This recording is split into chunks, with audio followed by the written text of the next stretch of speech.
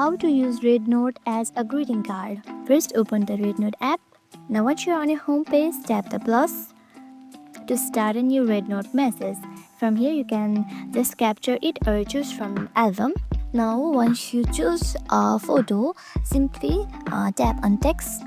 Just write a message like let's say you wanna write a happy birthday message. Simply type in the text. So you can edit it by adding different fonts to it from here, like this. You can edit it just like this, and you can write many more messages again by tapping on text and writing it again. And once you are happy with it, tap on next.